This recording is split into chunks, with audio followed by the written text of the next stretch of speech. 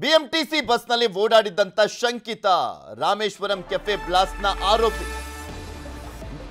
BMTC ಬಸ್ನಲ್ಲಿ ಓಡಾಡಿದ್ದ ಅದರ exclusive ದೃಶ್ಯವನ್ನ already ನಿಮಗೆ ತೋರಿಸ್ತಾ ಇದ್ವಿ 9 ಗಂಟೆ ಬುಲೆಟಿನ್ ಅಲ್ಲಿ ಬ್ರೇಕ್ ಮಾಡಿತ್ತು ನ್ಯೂಸ್ 18 ನಲ್ಲಿ ನಾವು ಬ್ರೇಕ್ ಮಾಡಿ ತೋರಿಸಿದ್ವಿ ಆತನ ದೃಶ್ಯ ಸರಿಯಾಗಿರುವಂತದ್ದನ್ನ ಬಿಕಾಸ್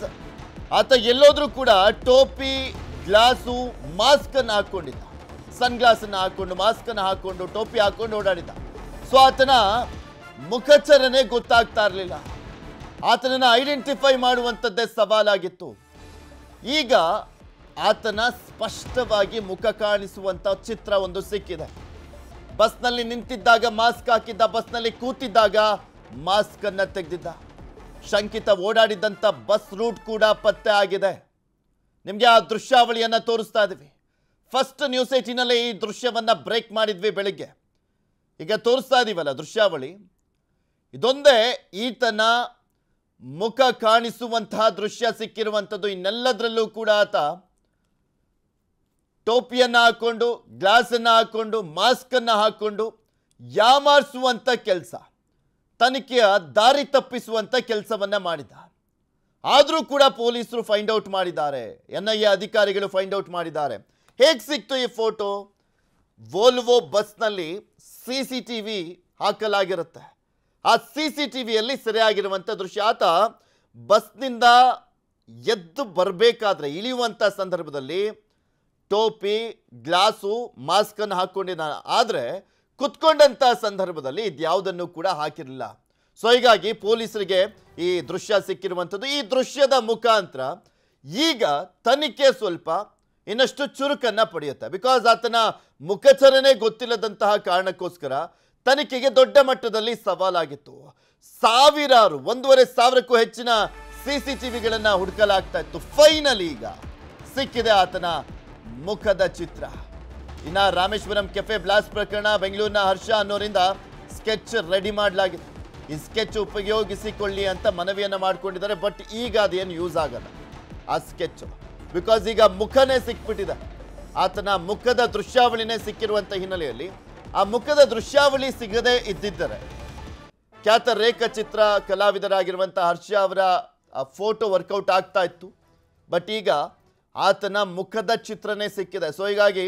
ಹರ್ಷ ಅವರು ಈ ಫೋಟೋವನ್ನು ನೋಡಿದರೆ ಈಗ ನಾವು ತೋರಿಸ್ತಾ ಇರುವಂಥ ದೃಶ್ಯಾವಳಿಯನ್ನು ನೋಡಿದರೆ ಇದರ ಪ್ರಕಾರ ಬೇಕಾದರೆ ಒಂದು ರೇಖಾಚಿತ್ರವನ್ನು ಬಿಡಿಸ್ಬೋದು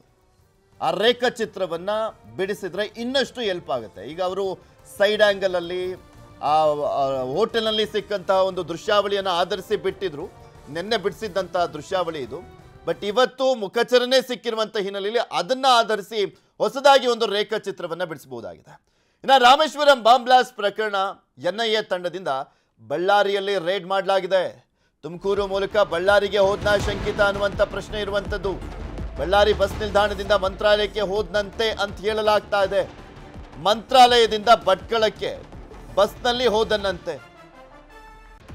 ಸಾಕಷ್ಟು ರೀತಿಯಾದಂಥ ಗೊಂದಲ ಇದೆ ಎನ್ಐಎ ಅಧಿಕಾರಿಗಳು ನಮ್ಮ ರಾಜ್ಯದ ಪೊಲೀಸರು ಎಲ್ಲರೂ ಕೂಡ ತನಿಖೆಯನ್ನ ಮಾಡ್ತಾ ಇದ್ದಾರೆ ಈ ಸಂದರ್ಭದಲ್ಲಿ ಅನುಮಾನಗಳು ಶಂಕೆಯನ್ನ ವ್ಯಕ್ತಪಡಿಸ್ಕೊಳ್ತಾ ತನಿಖೆಯನ್ನ ಮುಂದುವರಿಸಲಾಗಿದೆ ಮಂತ್ರಾಲಯದಿಂದ ಭಟ್ಕಳಕ್ಕೆ ಬಸ್ನಲ್ಲಿ ಹೋಗಿರುವಂಥದ್ದು ಅಂತ ಹೇಳಲಾಗ್ತಾ ಇದೆ ಆ ಬಾಂಬರ್ ಡಿಜಿಗೆ ಬಂದಂಥ ಇಮೇಲ್ ಬೆದರಿಕೆ ಪತ್ರದ ಆಧಾರವನ್ನ ಮಾಡ್ಕೊಂಡು ತನಿಖೆಯನ್ನ ಮಾಡಲಾಗ್ತಾ ಇರುವಂಥದ್ದು ಏನೇನು ಚಿಕ್ಕ ಸುಳಿವು ಸಿಕ್ಕರೂ ಕೂಡ ಬಿಡ್ತಾ ಇಲ್ಲ ಯಾವ ಸುಳಿವು ಸಿಕ್ಕರೂ ಕೂಡ ಅದರ ಬೆನ್ನತ್ತಿ ಹೋಗ್ತಾ ಇದ್ದಾರೆ ಅದರ ಜಾಡನ್ನ ಹಿಡಿದು ಹೋಗ್ತಾ ಇದ್ದಾರೆ ಎನ್ಐಎ ಅಧಿಕಾರಿಗಳು ಮತ್ತು ಸಿಸಿಬಿ ಅಧಿಕಾರಿಗಳು ಈತನನ್ನ ಹೇಗಾದ್ರೂ ಮಾಡಿ ಬಂಧಿಸಬೇಕು ಅಷ್ಟೇ ಬಿಕಾಸ್ ಈತನನ್ನ ಬಿಟ್ಟಂತ ಸಂದರ್ಭದಲ್ಲಿ ಇನ್ನು ಮುಂದೊಂದು ದಿನ ಮತ್ತೊಂದು ಕಡೆ ಬಾಂಬ್ ಬ್ಲಾಸ್ಟ್ ಮಾಡಲ್ಲ ಅನ್ನೋದು ಏನು ಗ್ಯಾರಂಟಿ ಈತನ ಮೆಂಟಾಲಿಟಿನೇ ಆ ರೀತಿಯಾಗಿ ಚೇಂಜ್ ಆಗಿಬಿಟ್ಟಿದೆ ಸೊ ಹೀಗಾಗಿ ಈತನನ್ನ ಮುಂದೊಂದು ದುಷ್ಕೃತ್ಯಕ್ಕೆ ಕೈ ಹಾಕೋದಕ್ಕೂ ಮುಂಚೆನೆ ಬಂಧಿಸುವಂತ ಕೆಲಸ ಆಗ್ಬೇಕಾಗಿರುವಂಥದ್ದು ಆ ನಿಟ್ಟಿನಲ್ಲಿ ತನಿಖೆಗಳಾಗ್ತಾ ಇದೆ ಇದೆಲ್ಲದ್ರ ಬಗ್ಗೆನೂ ಕೂಡ ಮತ್ತಷ್ಟು ಮಾಹಿತಿಯನ್ನ ಕೊಡ್ತಾ ಹೋಗ್ತಾರೆ ನಮ್ಮ ಪ್ರತಿನಿಧಿ ಗಂಗಾಧರ್ ನಮ್ಮ ಜೊತೆ ನೇರ ಸಂಪರ್ಕದಲ್ಲಿ ಜಾಯ್ನ್ ಆಗ್ತಿದ್ದಾರೆ ಗಂಗಾಧರ್ ಸೊ ಫೈನಲಿ ಆತನ ಮುಖ ಚಿತ್ರ ಇರುವಂತ ಆ ದೃಶ್ಯಾವಳಿಗಳು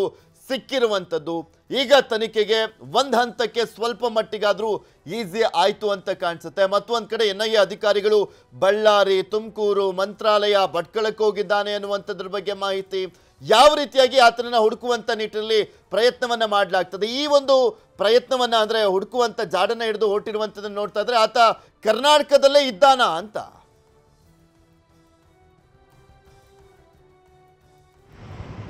ಪೃಥ್ವಿರಾಜ್, ಪ್ರಮುಖವಾಗಿ ರಾಮೇಶ್ವರಂ ಬಾಂಬ್ ಕೇಸ್ ಸಂಬಂಧಪಟ್ಟಂತೆ ಅಧಿಕಾರಿಗಳಿಗೆ, ಅದರಲ್ಲಿ NIA ಮತ್ತೆ CCB ಅಧಿಕಾರಿಗಳಿಗೆ ಪ್ರಮುಖ ಅಸ್ತ್ರವಾಗಿರುವಂತದ್ದು ಈಗ